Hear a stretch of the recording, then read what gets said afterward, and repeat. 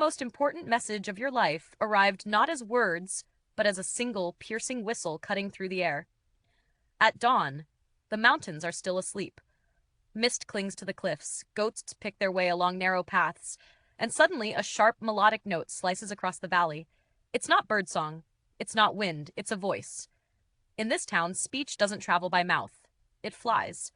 High above the ocean, villages like those on La Gomera were built into deep ravines where sound dies quickly. But whistles don't.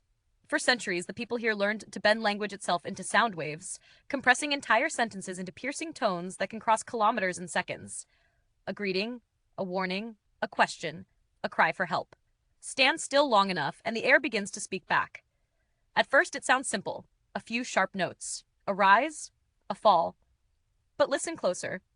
Those whistles carry grammar, rhythm, even emotion. Joy lifts the pitch, urgency tightens it.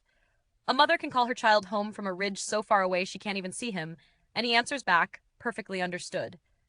This wasn't art. It was survival.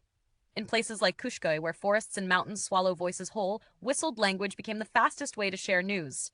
A birth, a visitor, a storm coming fast. Before phones, before radios, before roads, this was the internet of the mountains. But here's the twist. To outsiders, it sounds like noise, random notes in the wind. And that's the danger. As roads arrived and phones replaced distance, fewer children learned to whistle the old way. The valleys grew quieter. Messages that once leapt effortlessly from ridge to ridge began to fall silent.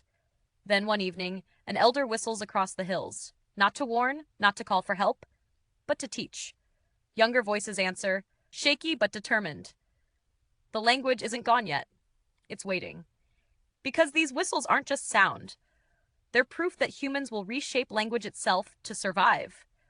That communication doesn't belong to paper, or screens, or even words, but to connection. And when the wind carries a message farther than any voice ever could, you realize something humbling. The world has been speaking in ways we forgot how to hear. If this story made you pause and listen a little closer, tap like, share it with someone who loves hidden histories, subscribe for more stories like this, and tell me in the comments, what forgotten language fascinates you most?